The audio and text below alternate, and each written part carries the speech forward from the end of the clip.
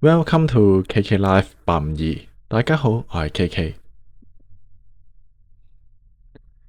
大家早晨、午安、晚安。第一次收聽嘅聽眾，或者只係想聽靈異故事嘅朋友，可以按動下邊留言置頂已經安排好嘅時間軸，直接飛去後邊聽故仔就得㗎喇。最近睇到啲新聞報道，咁想同大家分享幾句說話。喺2026年 DSE 就快放榜，而喺最新嘅調查當中就講述最近嘅學生所面對嘅壓力非常之大，唔少人嘅平均瞓覺時間都係得個5-6個鐘頭嘅啫，因為佢哋擔心成績啦，亦都擔心屋企人令到佢哋失望，甚至乎質疑自己經常做得唔好。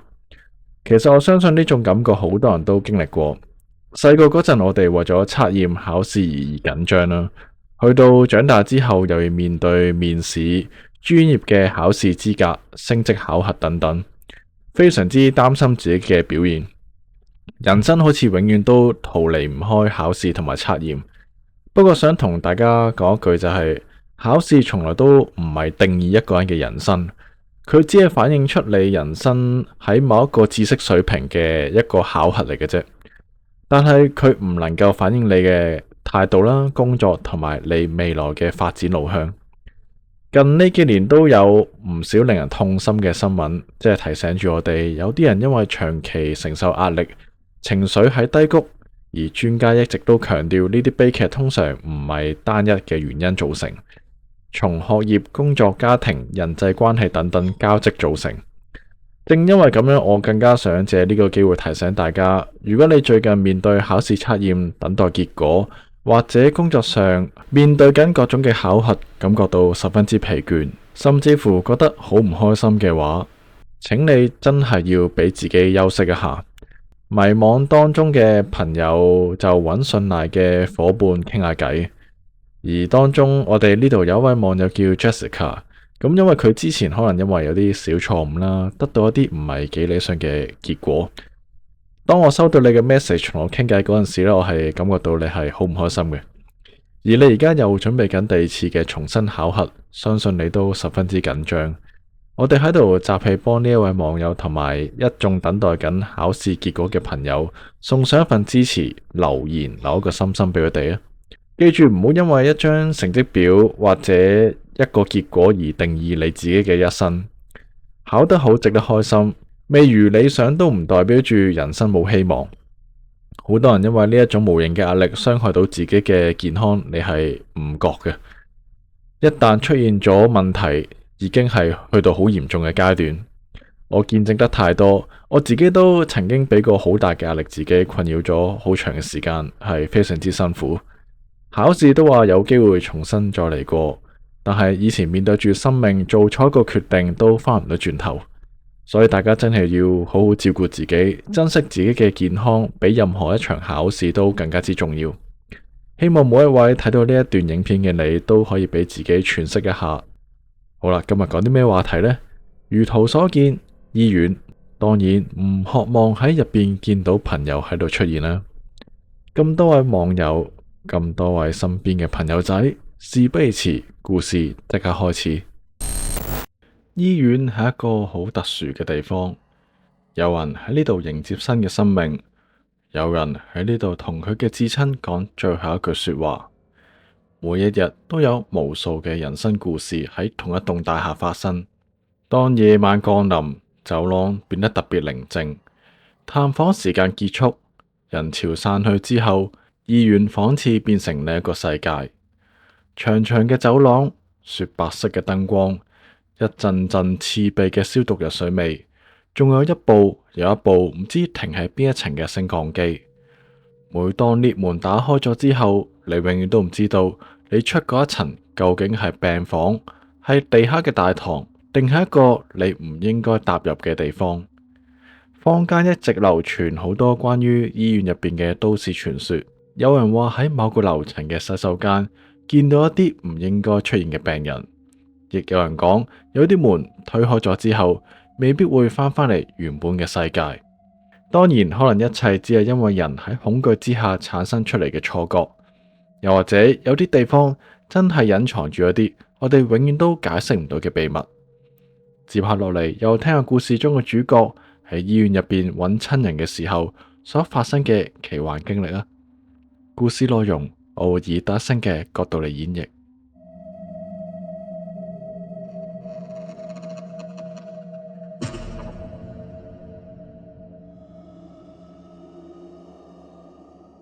我叫做 David， 呢件事喺我細個嗰陣同屋企人旅行嗰陣時發生。嗰陣我哋一家三口就去台北旅行，我哋成家過程都玩得好開心。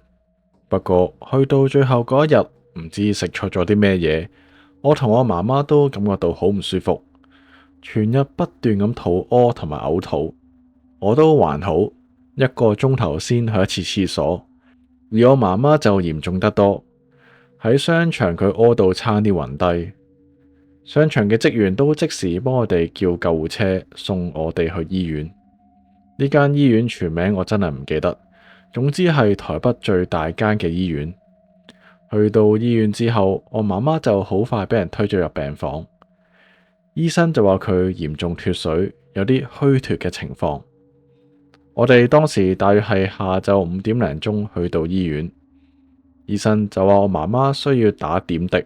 即係我哋所講嘅吊鹽水，再睇情況先至決定佢留唔留醫院。我爸爸就叫我返酒店執好啲行李先，因為聽日下晝就要飛返香港。如是者搞搞下就去到夜晚10點零鐘，呢個時候我就接到我爸爸嘅通知，佢話媽媽可以出院，叫我過嚟幫手執嘢。咁我就即時搭的士去到醫院大堂。我只係知道我媽媽住喺3樓嘅病房，不過成間醫院非常之大，夜晚周邊又冇乜職員，連保安都冇，全場一片死寂，只係聞到好難聞嘅消毒藥水氣味。而我行下就見到幾部 lift，咁我就照搭 lift 上3樓，點知一出到去就發現唔似係病房。冇幾耐，終於都俾我見到一位護士，佢就話病房係喺另一座嘅3樓，佢指住某個方向，叫我攞1層，再搭另一架 lift 先去得到。中途我都要問多幾位護士，我先至去到我要去嘅探病房樓層。成個過程好似玩迷宮一樣，幾經辛苦，終於都見到我爸爸。David 啊，我而家帶你媽媽去搞出院手續啊！你拎埋啲袋喺樓下嗰度等我哋啊！哦，好啊，好啊。就係咁，我拎齊晒所有嘢，諗住原路落返去。點知我行下又蕩失咗路，我可能搭錯咗一架 lift，去咗唔知邊一層。出到去之後，見到一條長長嘅醫院走廊。於是我就行前少少，諗住揾個人問下路，點知一個人都冇，就連病房入邊都冇病人。到我想轉身搭返嗰架 lift 走返上去嘅時候，點知連架 lift 都停止使用，逼住我要行樓梯。我諗住行樓梯一路向下走，一定冇死啦。落到去地面先再問下其他人點走都未遲。不過我越行越覺得唔對路。每去到1層，我都會伸個頭出去望望出邊嘅環境，幾乎每一層都係一樣。我已經行咗大約4至5層，都係行唔到落地下嘅大堂。同埋我只係由3樓落嚟，有乜可能落咁多層都未到呢？我攞出個電話，諗住打電話俾我爸爸，點知冇信號。咁當時我就有少少不知所措。我求其出咗1層，諗住揾其他路走。今次我終於都見到一位病人，佢係一個揸住拐杖嘅老人家。佢同我迎面而過。唔好意思啊，爸爸，我想問下點樣落返去地下大堂啊？不過佢就冇回答我呢個問題，只係對住我微笑。嗰下我都好無奈。到我再行前多一段路嘅時候，突然之間有人拍我膊頭，回頭一望，係見到一個同我咁上下大嘅後生仔，佢都係着住一件病人嘅衣服，個頭紮住咗條繃帶，左眼爆晒紅筋，流緊少少血水。佢全身嘅手手腳腳都好多傷痕。嗰陣我同佢嘅距離係非常之接近，我仲聞到佢身上面有一陣嘅血腥味。我即時向後褪咗幾步。佢同我講話：你搵緊路啊？前面有條樓梯啊，落多層啊。哦，係啊，唔該晒，唔該晒。雖然佢遍體鱗傷同埋有少少恐怖，但係橫睇掂睇都係一個正常嘅年青人。於是我就聽佢講，行上前推開道防煙門，正想走落去嘅時候，心入邊有一種突如其來嘅不安感，同一時間又覺得好唔合理，因為我已經走落咗咁多層，點解仲要落多層呢？然後我竟然冇聽呢一位後生仔嘅說話，我選擇咗行上一層。而最恐怖嘅事就係，當我行緊上去嘅時候，嗰位後生仔竟然企喺下邊嘅防煙門，好兇狠咁望實我，成個氣場變得好壓抑。佢冇講任何一句說話，但係我感覺到佢嘅眼神係好憎恨我。佢手指向下方，意思係叫我去下一層。嗰陣我唔知點解全身突然之間毛管動，同埋我右邊隻耳仔突然之間俾股氣壓封住咗，好似人哋坐飛機升到半空嘅時候，隻耳仔塞咗嗰種感覺，搞到我有啲頭暈，差啲企唔穩。跟住我就用力深呼吸，即時轉身繼續行上去，冇理會佢，直接推開上一層嘅防煙門離開。咁到我打開門嗰一下，剛才嗰種壓抑感同埋心入邊嗰種不寒嘅感覺消失晒，耳仔嘅閉塞感覺都冇咗，成個人都清醒返。遠處就見到我爸爸媽媽。阿俊啊，你做乜仲遲過我哋嘅？快啲過嚟！哦，係啊，我頭先應該搭錯咗 lift 啊。其實嗰下我都唔知點樣解釋俾我爸爸知。我哋去到第二日下晝就要起飛。我媽媽離開醫院嘅時候，醫生係開咗啲腸胃藥俾佢。不過因為當其時太夜，攞藥嘅部門已經收咗工，我哋要第二日先至可以去攞。好彩我哋間酒店同醫院嘅距離唔算太遠。咁朝頭早我就過去幫媽媽攞藥，我爸爸就留喺酒店嗰度照顧媽媽。我再一次去到呢間醫院，日頭呢間醫院相比起夜晚完全係另一種感覺，人來人往，急症室逼爆晒人。我攞住張藥單去到藥房部，都係一樣，我要揾一大輪先至揾得到，不過冇琴晚揾得咁辛苦。起碼周圍都有職員俾我問路。搞掂晒之後，我就走返落大堂。遠處我就望見琴晚我走返出大堂嗰道防煙門。好奇心驅使之下，我再次推開呢道防煙門，想行返樓梯落去下邊睇下咩情況。點知條樓梯只係可以向上走，冇得向下走。嗰下我都勁迷茫。我好肯定琴晚我係由呢條樓梯上嚟，嗰陣我向上行先至去到大堂，而家竟然下邊嗰條樓梯消失咗。我行出去嗰陣，見到一名保安經過，我即時問佢點樣落去下一層。落一層？你係咪想去停車場啊？停車場要去另一邊先落到去嘅，呢度冇得再落一層噶啦。起初個保安咁樣講，我都唔相信。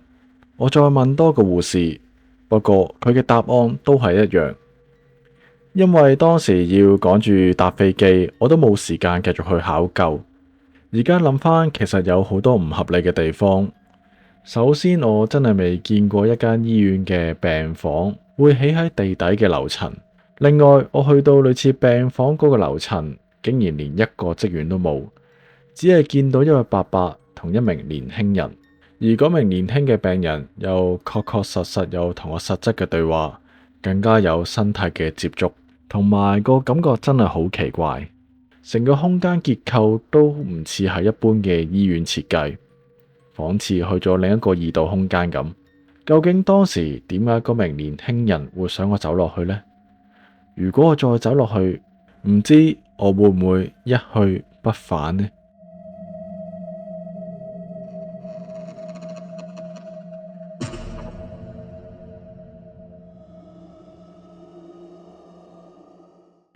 醫院呢個地方，除非你嚟工作，若果唔係，老實講嚟親都冇乜好嘢。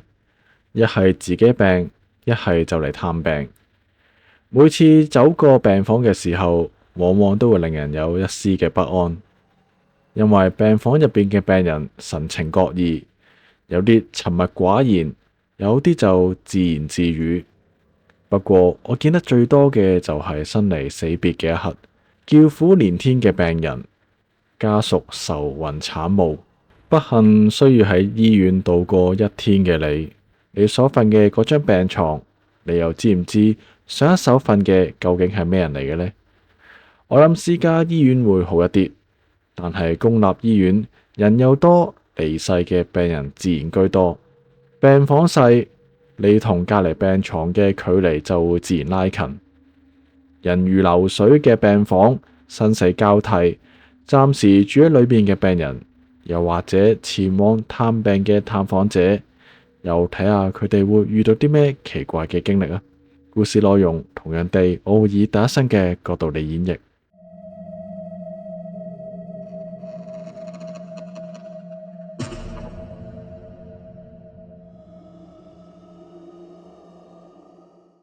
我叫做阿忠。事件就發生喺我初中時期，當年因為一次嘅籃球比賽，好唔好彩，跳高嗰下俾人晾到，我成個笪咗落地下，我隻左手有骨折嘅情況，同埋當時其實我係後腦着地，受傷過程其實我都唔係好記得，有啲類似斷片嘅情況，淨係知我隻手好痛，同埋我個頭好暈，咁大家都好迅速咁叫救護車，送到我去就近嘅醫院。當時我就被送到去新界某一間起好咗冇耐嘅新醫院，估唔到我成為咗第一批嘅使用者。由於我係左手斷裂，需要打石膏，同埋佢見我後腦着地，所以都比較緊張。佢建議我喺度留院2日觀察，咁我都冇辦法啦，唔到控制。當時我就被安排到3樓嘅病房，我見其實周邊都仲有啲工程繼續進行中，咁姑娘就一路推到屬於我嗰張病床，唔知係咪因為新起嘅關係，入邊嘅病人同埋姑娘嘅數目其實都唔多。我嗰間病房就有6張床，左邊3張，右邊3張，而門口隔籬就有一個洗手間。咁我就被編排到左手邊最後靠近窗嗰一張病床。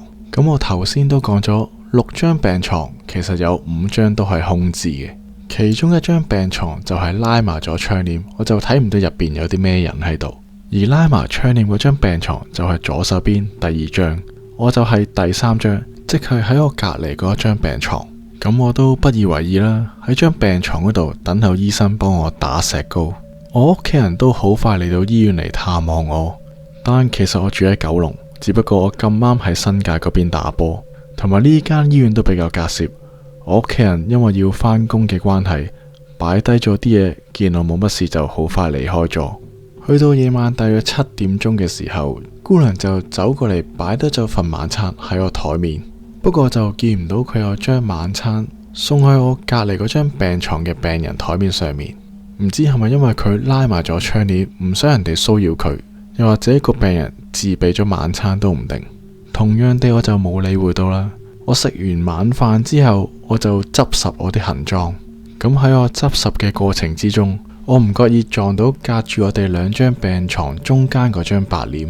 我感覺到我手踭好似撞到人，於是我就隔住道簾同隔籬嗰張病床嘅病人道歉。不過我道完歉之後，完全冇任何回應。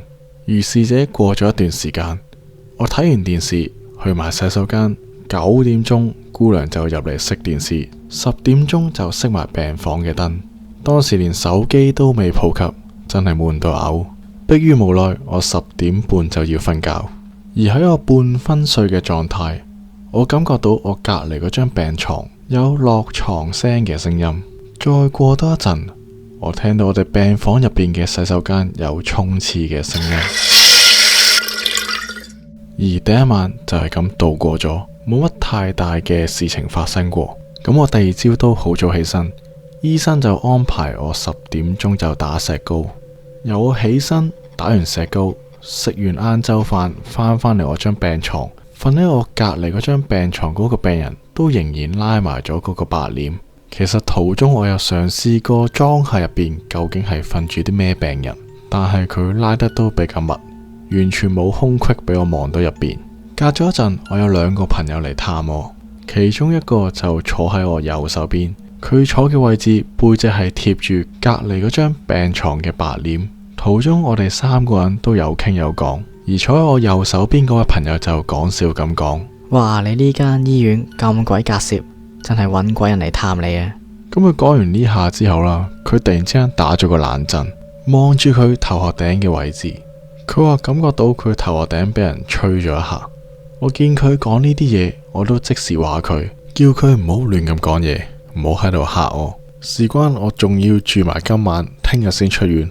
咁說時遲那時快，探病時間就過咗啦。夜晚同樣地，姑娘都送咗個晚餐喺我台面，但同時間佢亦都冇送個餐喺我隔籬嗰張病床。真係好好奇，佢全日喺入邊喺度做緊啲乜嘢呢？姑娘同醫生又好似冇理會過佢，佢又從來都唔出嚟揾醫生同姑娘。而我食完飯睇完電視，我全晚都好留意我隔籬嗰張病床。到我11點零鐘正式上病床入睡嘅時候，佢都仍然冇出過嚟。如是者時間去到大約12點鐘左右，我聽到隔籬嗰張病床有啲聲音傳出嚟。我再細心啲聽，係類似一啲電台收音機嘅聲音。一個咁靜局嘅環境，無啦啦有啲咁嘅聲音，對我嚟講係十分之滋擾。途中啦，我嘗試好大聲咁咳咗幾聲，希望隔籬床嗰位病人醒睡，將佢嘅收音機閂細聲啲。不過都好似起唔到啲咩作用，於是我就行出去揾姑娘，希望透過姑娘可以勸嗰位病人將佢嘅收音機閂細聲啲。咁我講完之後，嗰位姑娘就好疑惑咁望住我。你嗰間病房得你一個啫，冇其他病人喎，你聽到啲咩聲啊？我就同佢講，喺我隔籬嗰張長期拉埋白簾嗰張病床。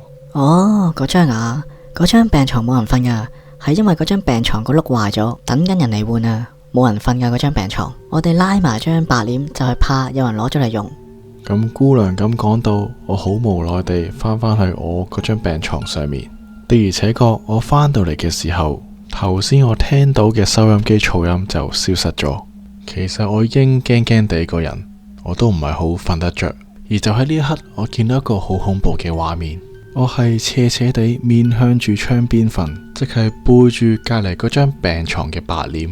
我透過我面向嗰套玻璃嘅倒影，見到喺我後邊嗰套白簾慢慢咁拉開咗一套裂縫，而裂縫後邊就有一張半透明嘅臉孔喺度望住我瞓覺。我嚇到即時將張被蓋過我個頭，全身喺度發震。我心入邊就喺度諗，唔好搞我聽日出院噶啦。再隔多一陣，我聽到有啲膠袋嘅聲音。哇！我聽到真係嚇破膽，因為我好清楚知道膠袋嘅聲音係來自放喺凳上面嘅膠袋，而嗰張凳就喺我背後。我唔知道係有啲嘢吹喐個膠袋，還是有人係坐咗喺張凳上面呢？其實我好想大叫，不過我又怕嚇親人，於是我就諗住撳我床頭嗰個呼叫掣，叫姑娘過嚟幫我。我好辛苦咁伸出我冇斷嗰隻手，終於都俾我掂到呼叫掣。撳着咗之後，喺我耳邊就有一把低沉嘅聲音：你唔係揾緊我咩？之後我就聽到一啲腳步聲行緊過嚟，同時有人扯開我張被。好彩拉開嗰張被嗰個係姑娘嚟，可能佢見我面青口唇白，佢就問我係咪唔舒服。我就同姑娘講，可唔可以轉過第二間病房？我唔知係姑娘覺得我玩嘢定係點，佢就好惡咁回覆我。你當呢度係酒店啊？呢度醫院嚟噶，唔係話轉就轉噶。雖然佢鬧完我，但臨走嘅時候就同我講，如果你瞓唔着，我就開翻盞燈俾你啦。我當然話好啦。開住咗盞燈之後，我個人都定咗落嚟，好辛苦地，終於都捱到第二朝。我一路辦理離院手續，一路同我媽媽講返我琴晚嘅經歷。佢淨係好若無其事咁答我：呢度醫院有乜咁出奇啫？嗰晚佢就準備咗啲碌柚葉俾我，洗走晒啲污氣，唔好帶返屋企。呢個故事就係咁啦。當時見到嗰個半透明嘅臉孔，我到而家呢刻都仲歷歷在目。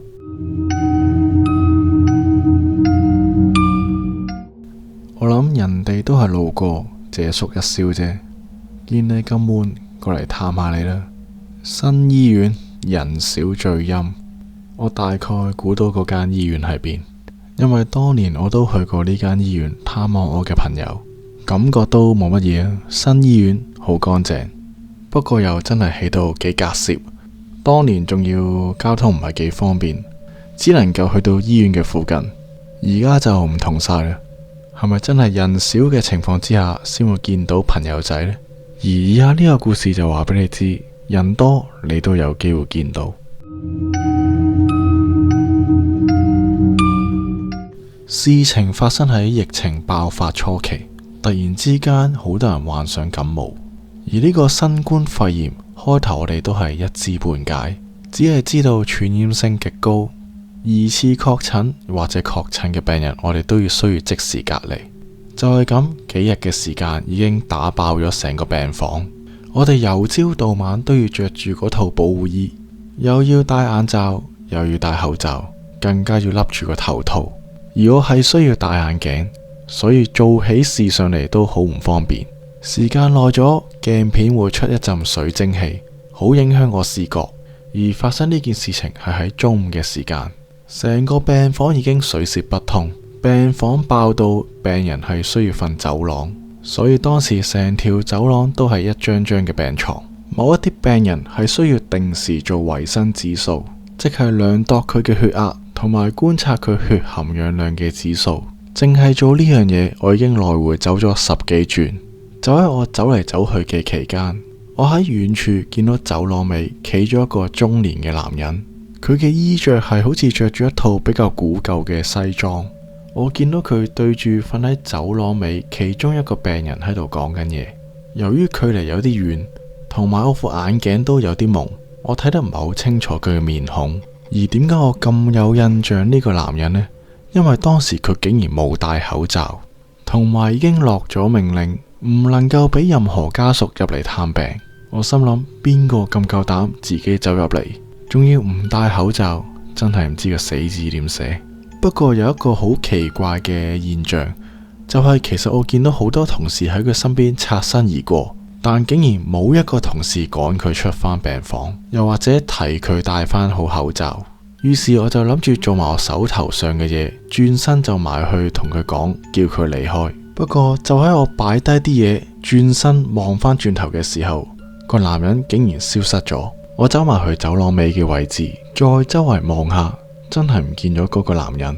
我就再行埋去頭先嗰個男人企嗰張病床嘅位置，嗰張病床係瞓住一個老伯伯，而當時佢正在喺度瞓緊覺。咁我見既然嗰個男人唔喺度，我就冇理會到，可能佢真係走咗都唔定呢。之後我就繼續面對返堆積如山嘅工作。就喺大約隔咗1個鐘左右，我喺病房入邊望出窗外嘅時候，我又見到嗰個男人。同樣地，佢又係喺度口噏噏望住嗰位伯伯喺度講緊嘢。今次我就即刻放低我手頭上嘅工作，行出病房，諗住叫嗰位病人即時離開。我喺病房行出走廊嘅位置20步都唔夠，但竟然喺我行到出去嘅時候，嗰個人再次喺我面前消失咗。今次我直頭推開套門，行到出去lift口外邊，睇下嗰個男人喺唔喺度。不過結果係人影都冇隻。見到咁嘅狀況，我就入咗去洗手間，除低眼罩同埋口罩，洗下塊面，俾自己清醒一下。究竟嗰個係人，定係我眼花睇錯呢？而就喺我洗緊面嘅途中，我聽到外邊有好多急步嘅聲音。同一時間，我都聽到我某一位同事大叫需要求助，於是我就喺入邊即刻着翻全套嘅保護衣物，衝出去幫手。出到去，我已經見到一班醫生同埋護士幫一名病人喺度急救當中，而嗰一位病人就係同頭先嗰位消失咗嗰位男士傾偈嗰位伯伯。而好不幸地，嗰位伯伯最後都救唔返。我有曾經問過其他同事有冇見過有男人經過，但就個個都係忙緊，冇見過有其他人經過，甚至乎出現過。咁究竟我嗰日見嗰個男人係咩人嚟嘅呢？